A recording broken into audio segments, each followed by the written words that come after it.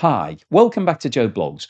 In today's episode, I want to talk to you about a military conflict that has erupted between Thailand and Cambodia. Now, I would associate both of these countries today more with backpacking and adventures and going to visit temples and seeing lots of interesting wildlife rather than military conflicts. But unfortunately, the two nations have had a bit of an issue between themselves for a long period of time, and it's now erupted into genuine warfare.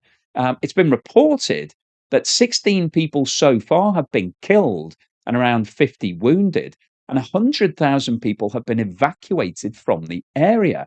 And the reason why they've been evacuated is because both nations are launching rockets at each other. So Cambodia is using the Soviet era BM-21 Grad rockets, and obviously Cambodia has historically been a communist country, and so it had links with the former Soviet Union. So it's been supplied with weapons from Soviet Union, Russia, and Thailand in response has launched F-16 fighter jets. Thailand has a history relationship with the USA, and it's confirmed at least one airstrike on Cambodian military positions, and it's also dropped bombs near Cambodian roads. It's close to the 8th and 9th Infantry Divisions for Cambodia.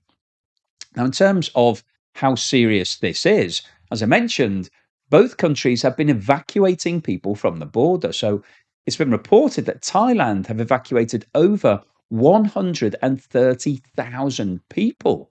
Now, that is a lot of people to be moving out of an area. Now, that indicates to me that this isn't going to be a 1 or 2 day conflict. If you're moving 100,000 people to over 300 evacuation centres, you're organising something quite serious. So that's potentially indicating that this could be a long standing issue.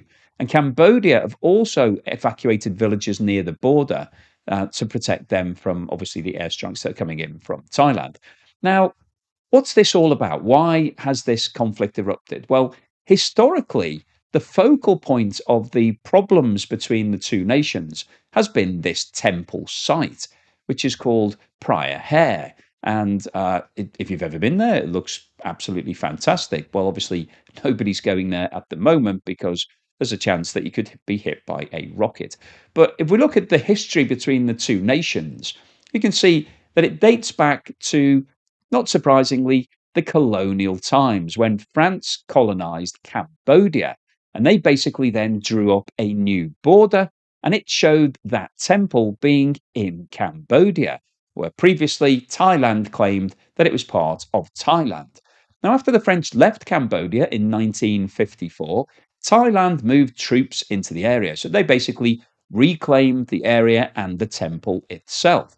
But in 1962, the International Court of Justice ruled that the temple actually belonged to Cambodia. But unfortunately, that ruling didn't clarify ownership of the surrounding land, which obviously is the most important part, as well as the temple. So Thailand reluctantly withdrew troops from the region at that point, but it's been a simmering problem ever since. Now, in 2008, Cambodia listed the temple as a UNESCO World Heritage Site, which sparked renewed nationalistic tensions between the two countries, as Thailand feared that this implied Cambodian sovereignty over the disputed border area. In 2008 and between 2008 and 2011, a series of armed clashes, including some artillery duels and troop deployments, occurred between the two countries. And in 2011, Cambodia asked the ICJ for a reinterpretation of the 1962 ruling. And in 2013, the ICJ ruled that Cambodia has sovereignty over not just the temple, but also the immediate vicinity. So Thailand once again withdrew its troops. Now, talking about the two countries before we go on to talk about what's going on in the military conflict and who potentially could get drawn into this, I thought it was worth having a look at the two nations because I don't think I've covered Cambodia or Thailand historically, so don't really know a lot about them. So, in terms of population, Thailand is significantly bigger, has a population of 71 million compared with 17 million for Cambodia.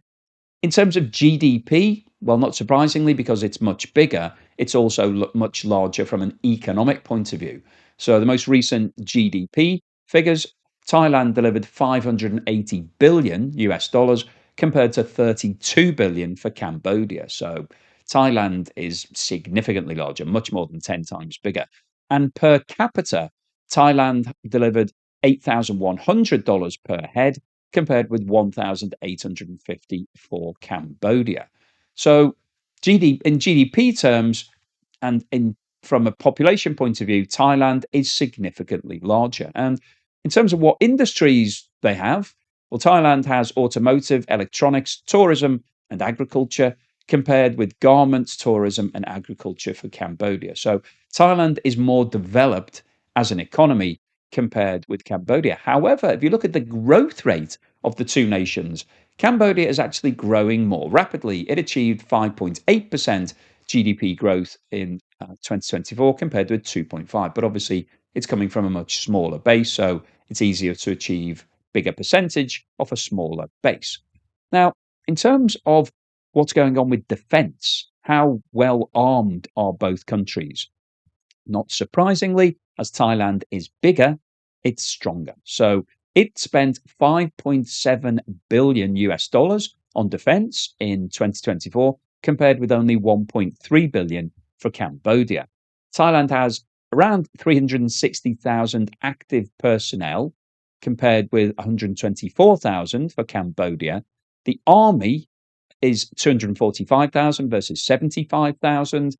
And in terms of the actual military equipment, Thailand's reported to have 400 tanks and over 1,200 armoured personnel vehicles and artillery versus only 200 tanks and 480 artillery pieces for Cambodia. Air Force, well, Thailand is significantly dominant. It has 46,000 versus 1,500. Combat aircraft, 112. Cambodia doesn't have any, so that's obviously a major weakness. And from a Navy point of view, which isn't really relevant for this border clash, Thailand has around 70,000 compared with 2,800 for Cambodia. Now, Thailand is claiming that Cambodia started this conflict, and it's actually sent a letter to the United Nations. So I thought it was worth having a quick look at what Thailand is claiming Cambodia has done with regards to this latest conflict. So this letter says, on the 16th and 23rd of July 2025, Thai army personnel, while conducting routine patrol across an established route within Thailand's territory, stepped on landmines. As a result, two soldiers sustained severe injuries, leading to permanent disability, while the remaining were seriously injured. All of these landmines found were in new condition, still with clearly visible markings. Evidence suggests that these landmines were newly planted. As a state party to the Anti Personnel Mine Ban Convention, Thailand has dutifully submitted annual transparency reports on the implementation of obligations under the convention. The reports documented that Thailand completed the destruction of all of its stockpile of anti personnel mines in 2003 and subsequently destroyed all mines retained for training and research purposes in 2019. In contrast, Cambodia's latest report indicates that as of 31st of December 2024, Cambodia continues to retain landmines. On the 24th of July at 8:20 hours, Cambodia soldiers opened fire on a Thai military base at Thai province of Thailand, resulting in the immediate injury of two Thai soldiers.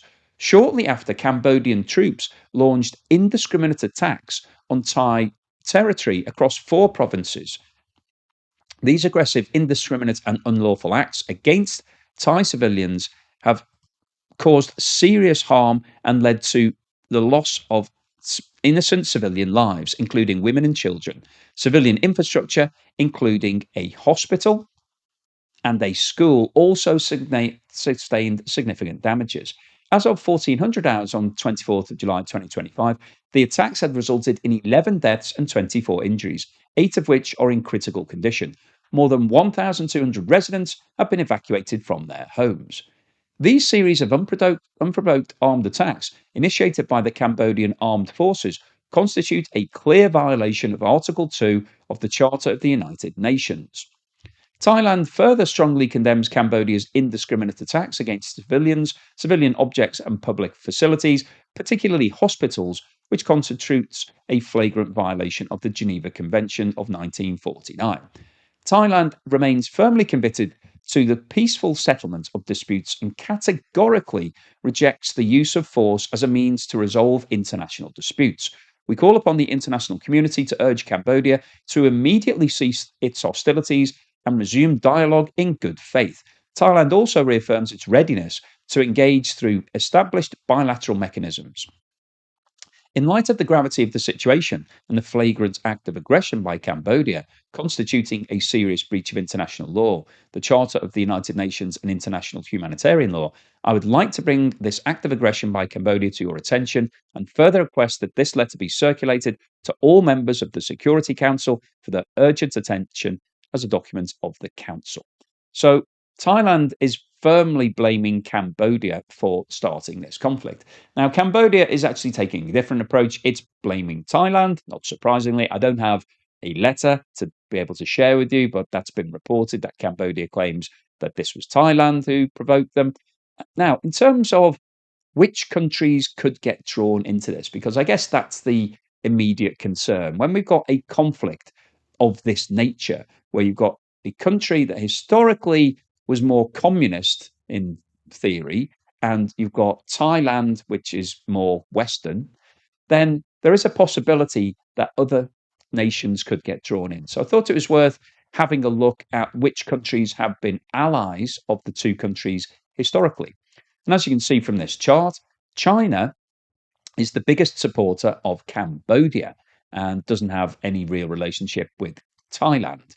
The USA has a relationship with Thailand, but not with Cambodia. And obviously, there is a long-standing historical issue with Cambodia. I won't go into any detail on that. Vietnam has more of a leaning towards Cambodia rather than Thailand. Japan, more of a leaning towards Thailand. The Asian nations are neutral on this matter officially. Russia has recently confirmed its support for Cambodia, not for this conflict, just generally speaking. Doesn't have a relationship with Thailand. And then we've got Australia and India, which are linked to Thailand. So, in theory, as with lots of other conflicts around the globe, if it escalates into a full blown war and then needs to be supported, then theoretically, we've got the similar sides to what we've got from other conflicts around the world, whereby China and Russia have been long standing allies of Cambodia, and we've got the USA and the West supporting Thailand. Now, I'm not suggesting that this is going to escalate into anything major, but I wanted to bring it to your attention in today's video. So what's the summary and conclusion today? Well, the reason that I wanted to post this video was really just to highlight the fact that we've now got another conflict between two nations. And these are two nations that have had something brewing for a long period of time. In fact, since France went in and colonized Cambodia and decided that it was going to take claim of that temple and the surrounding land. Now, that's subsequently been upheld by the international courts of justice.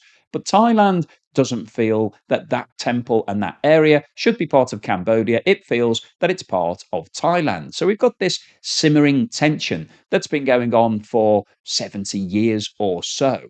And what we've seen over the past few days is that that tension has now erupted into a full-blown conflict. We've got artillery being launched by both sides. And that's obviously quite serious. And Thailand have evacuated over 100,000 people from their homes in the border region. So they're taking it quite seriously. Now, as we've discussed, Thailand have firmly blamed Cambodia for starting this conflict, but that doesn't mean that Thailand is going to back down. And it's actually launched some fighter jets, and it's now launching rockets from across the border. So there is a potential that this could erupt into something much larger. The two nations could decide that this is the time to start fighting it out and go for a full-blown war. That's theoretically something that could happen. And as we've seen in Ukraine, if that does happen, there is the potential for other countries to be drawn in. If they feel that one side is disadvantaged or that one side is trying to do something aggressively against the other, then support could be provided. And as we've discussed, support from Cambodia's point of view is most likely to come from China and Russia, whereas for Thailand, it's likely to be the USA and the West. Now, I'm not suggesting that this is going to erupt into anything major and other nations will be drawn in, but there is theoretically a possibility that that could happen. That could happen with any military conflict around the globe.